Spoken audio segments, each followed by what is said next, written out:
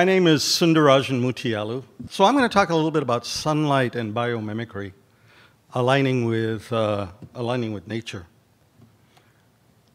So I think to do this, it isn't just lighting. We need a very symbiotic relationship going inside, especially indoors. So you have to understand, why are you growing this? What's the reason for it? You want full nutrient value. You want cannabis that has all of the compounds so you can actually heal and not be extractive in the sense of just going high THC as an example and not bringing out all those beautiful compounds. So you've got to grow like Mother Nature. You have to preserve and really grow the genetics and get genetic diversity rather than putting genetics down. Because in the way of cannabis, it pretty much all started with Afghan many years ago, and people kept going down to the point where we're down to a significant amount of chemovars that are the same. So achieve full genetic expression from optimum nutrient, grow generatively and beyond organic, and then produce really freshly and delicious food. Because sun is the energy, it's the main source of the whole world. And a definition of science is seeing how nature does it and emulate that through biomimicry. So we know plants can heal, and so the questions I'm interested in are a little bit different than just designing of light. And this one here is very controversial in the sense that we believe, coming from a wellness and sustainability, that if you're growing with artificial lights, you're bottle feeding, you're in a very sterile medium and then finishing off with things like pesticides, you get really a lot of limited genetic expression because you're tightening that plant down into a very narrow place rather than Mother Nature. Going back then, obviously with nature, you have sunlight, true living soil, very hard to do indoors. Completely organic, healthy plant immune system has to set, and full genetic expression, and to get the entourage effect, especially for things like, well, not things like, but cannabis. So we're a company that's really tech agnostic, and so nature is the reference point for us. So you have to have abiotic and biotic conditions to really have an optimum and grow of plants to get maximum expression and bioavailability.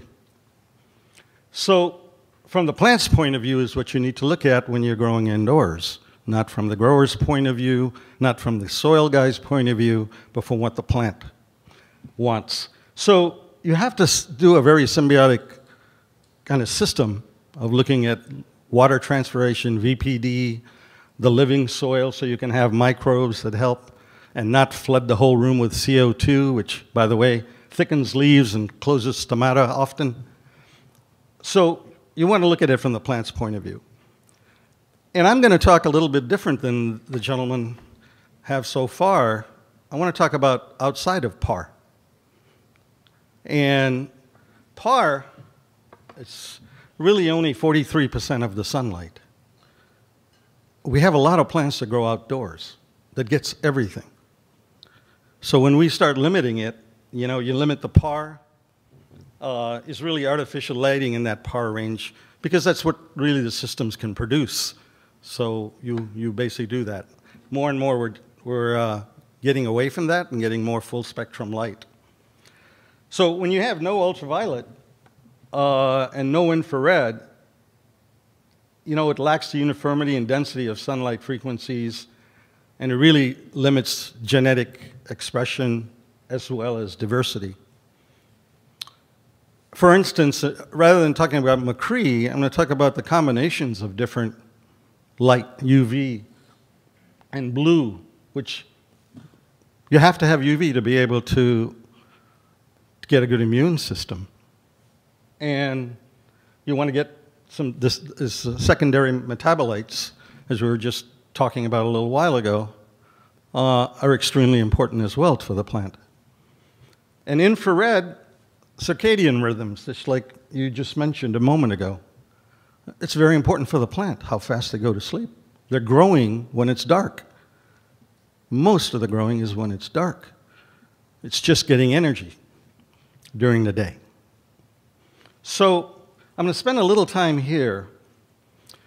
The two little dots at the bottom there, this is where all the lighting technology currently is. It's within typically the PAR range. There are some that go out. When you look at UVA, when you look at the sun, which is the yellow here, our technology emulates that 100%. The other is when you look at HPS, you see this range is actually just here. And also mostly LEDs are in that same.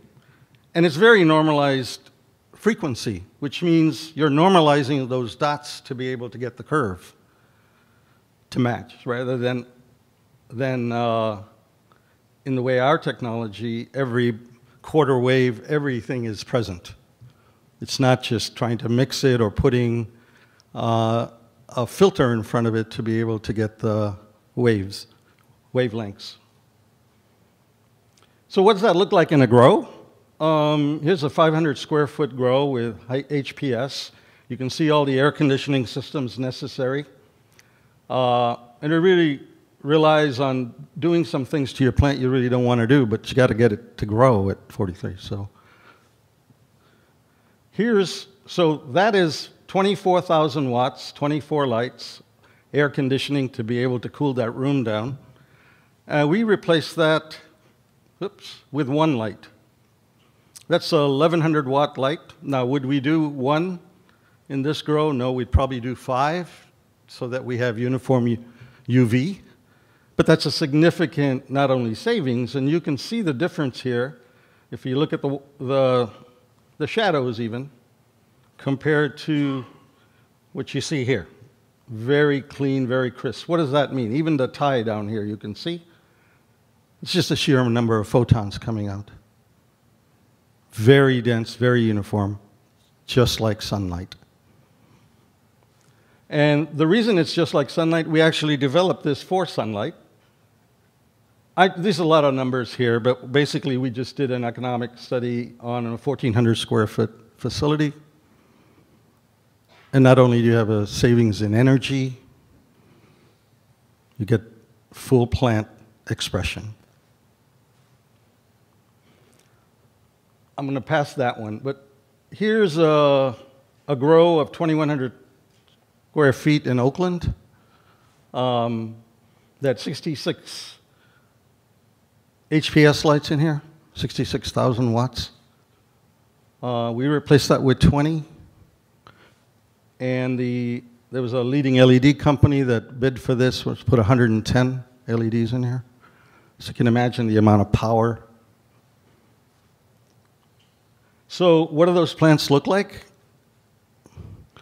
I have to say that I am from the cannabis world, starting to grow in Berkeley when I was 12 and 13. And it's definitely cannabis and not marijuana to me. So I don't mind talking about it at any conference. So this is one, some of the things you can start doing is doing land races when you can do completely living soil and full sunlight. And you do lots of different combinations. The headband here is notorious for popcorn type of growth rather than distance. And so you can see these things, and this is a hoop house in Oregon with no heat, so you can see. And then the fruity pebbles here, just wanted to show you a little diversity. We also do food. If anybody's looking at trichomes, take a look at that. Everything here was grown by the Sun on Demand, and except obviously the rice and the wrap. So we can grow indoors. That's it.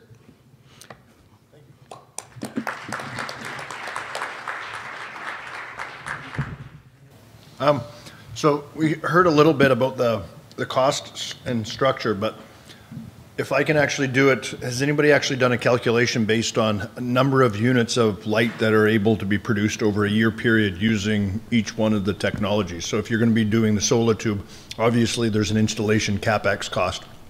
And then hopefully the light is free at that point, as opposed to the LED, which is there's a cost of buying the LED and electrical cost, as well as for the plasma system. Has anybody actually done that?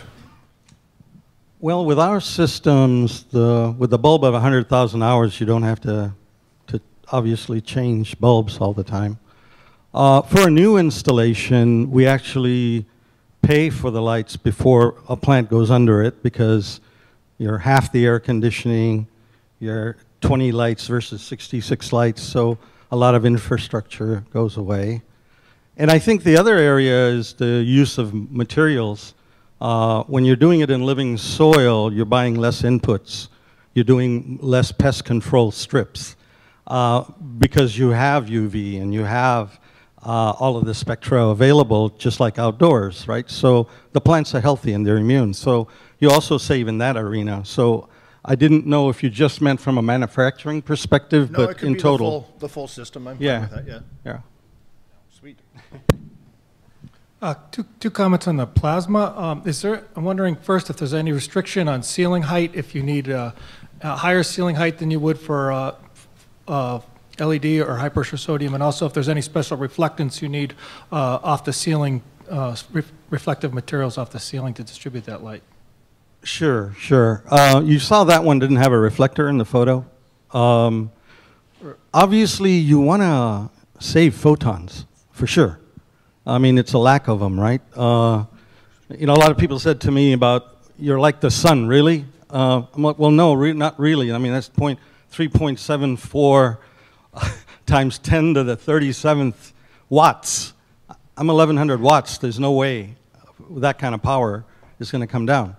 So I forgot the rest of your question. What was it? You had three. Oh, ceiling height, 9 feet, 9.5 feet. We're about 100 to 144 square foot footprint. Obviously, when you put them that way, that one room had 20 lights. And so we do measure. We made this for a solar simulator. People put in a whole Mercedes to see in 1,000 hours what 20 years does. So yeah, a lot of area. Was there? The other is that you have to have some kind of a standard to be able to do. So sunlight outside is the standard. That's what we should be doing, because that's what plants, how they came into play, right? So we have pretty much ruined our atmosphere. So by the time you get to the surface of the Earth, by the time you hit all the water molecules, especially the smaller wavelengths, you lose a lot of that. The reason the latitude and longitude make a big difference is the amount of atmosphere it's going through. So you see the refraction of light. As an example, a peacock is actually brown, or almost a brown gray. It's just our eyes. It's the surface that creates those colors. So it isn't color anymore. It's not luminous flex. It's electromagnetic. So if you look at a Class A bulb, for instance, in Europe, there's been a lot of work in looking at what is the sun spectra. So that's the one you should kind of take, because in our marketing material, we'll make everything fit to sell products, right? So you have to go back to the real standard of what sunlight is, and then talk to a lighting guy, say, what does that plant or what does that product look like outdoors? And now show me you did the same thing. Okay, well, I'd like to thank everyone for coming to this session, and hopefully you enjoy the rest of the conference here. And I'd like to thank the three panelists for spending your time, Sun, Neall, and Dave. So thank you very much.